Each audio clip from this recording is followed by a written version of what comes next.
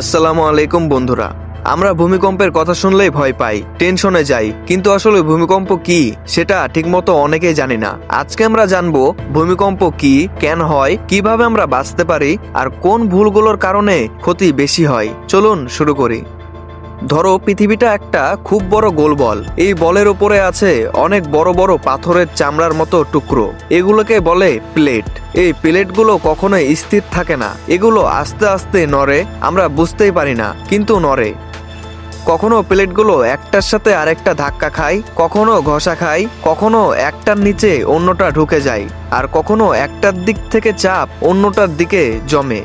এইভাবে ভেতরে ভেতরে একসময় চাপ জমে এবং সে চাপ আর ধরে রাখতে না পারলে হঠাৎ ধাম করে ছেড়ে দেয়, আর আমরা যেটা অনুভব করি সেটাই ভূমিকম্প। আর তাই ভূমিকম্প কোনোদিন এমনি এমনি হয় না, সবসময় একটা চাপ থাকে, একটা ধাক্কা থাকে, একটা কারণ থাকে। এখন প্রশ্ন, মানুষ কি এটা আটকাতে পারে? উত্তর না, কোনোভাবেই না। পৃথিবীর ভেতরের শক্তি এত বড় যে কোনো দেশ, কোনো মেশিন, কোনো বিজ্ঞান এটার সামনে কিছুই না। যেমন একটা বেলুনে বেশি বাতাস ঢুকলে সেটা নিজে থেকেই ফেটে যায়, ভূমিকম্পও তেমন। চাপ বাড়লে ফাটতেই হবে, কেউ আটকাতে পারবে না। এখানে একটু ব্রেক নিচ্ছি। এখানে কোনো ইসলামিক বিশ্লেষণ নেই, যা আছে সম্পূর্ণ বিজ্ঞান দ্বারা প্রমাণিত। তো চলুন ভিডিওতে ফেরা যাক। অনেকেই ভাবে ভূমিকম্প হলেই কি লাভা ওঠে। সহজ ভাষায় বলি, ভূমিকম্প আর লাভা এক জিনিস না। ভূমিকম্প হলে সাধারণত কখনোই লাভা ওঠে না। লাভা আসে আগ্নেয়গিরি থেকে, আর আগ্নেয়গিরি পৃথিবীর বিশেষ কিছু জায়গায় আছে। ভূমিকম্প শুধু কাঁপায়, আর লাভা গলানো আগুনের মতো পাথর। যখন আগ্নেয়গিরি ফেটে যায় তখন লাভা বের হয়, কিন্তু শুধু ভূমিকম্প হলে লাভা আসে না। শুধু একটা ক্ষেত্রেই আসতে পারে, যদি সে জায়গায় আগে থেকে আগ্নেয়গিরি থাকে এবং তা যদি আগে থেকে সক্রিয় থাকে। বাংলাদেশের আশেপাশে এমন সক্রিয় আগ্নেয়গিরি নেই, তাই আমাদের এখানে লাভা আসার ভয় নেই। ভাই, এটা পৃথিবীর সবচাইতে কঠিন কাজ। এখন পর্যন্ত কোনো বিজ্ঞান, কোনো দেশ ঠিকমতো সময় বলে দিতে পারে না আজ বিকাল 3টায় ভূমিকম্প হবে। তবে বিজ্ঞানীরা কিছু জিনিস আগে থেকে বুঝতে পারে, কোন এলাকায় বেশি হয়, কোন প্লেট বেশি নড়ে, কোথায় চাপ জমেছে। কিন্তু কখন ফাটবে এটা 100% কেউ বলতে পারবে না। ভূমিকম্প কতক্ষণ থাকে? সাধারণত 5 সেকেন্ড, 10 সেকেন্ড বা 20 থেকে 30 সেকেন্ড, কিন্তু বড় ভূমিকম্প হলে আরো লম্বা হতে পারে। কোথায় বেশি হয়? যে দেশগুলো প্লেটের ধারে আছে, জাপান, ইন্দোনেশিয়া, তুরস্ক, নেপাল, ইরান, এইসব জায়গায় খুব বেশি হয়। বাংলাদেশ মাঝামাঝি জায়গায়, তাই মাঝে মাঝেই হয়। তবে বড় ভূমিকম্প হলে ভয় থাকে, কারণ আমাদের বিল্ডিংগুলো সবসময় নড়বড়ে হয়। ভূমিকম্প আসলেই কি কারণে এত বেশি ক্ষতি হয়?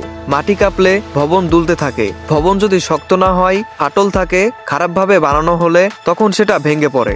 অনেকে ভাবে ভূমিকম্প খুব বড় ছিল বলেই ভবন ভেঙেছে, কিন্তু সত্যি কথা হলো বেশিরভাগ ভবন নিজের ভুলের কারণে ভেঙে পড়ে।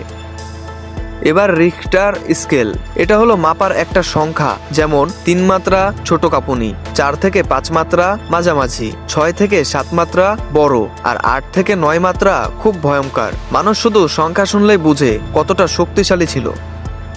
ঘরের ভেতরে থাকলে দৌড়াদৌড়ি করো না, জানালা থেকে দূরে থাকো, মাথা উঁচু করে টেবিল, খাট বা মজবুত কিছুর নিচে থাকো। গ্যাস, আগুন ও চুলার পাশে যেও না। বাইরে থাকলে ভবনের আশেপাশে যেও না। ল্যাম্পপোস্ট ও ট্রান্সফরমারের পাশে দাঁড়িয়েও না। খোলা জায়গায় থাকো। লিফটে উঠো না, কারণ লিফট আটকে যায়। শিশুদের জড়িয়ে ধরো, তাদের মাথা রক্ষা করো। সুনামি সম্পর্কে, সমুদ্রের নিচে বড় ভূমিকম্প হলে সুনামি আসতে পারে, কিন্তু আমাদের দেশে সরাসরি সুনামির ঝুঁকি কম, তবে সতর্ক থাকা ভালো।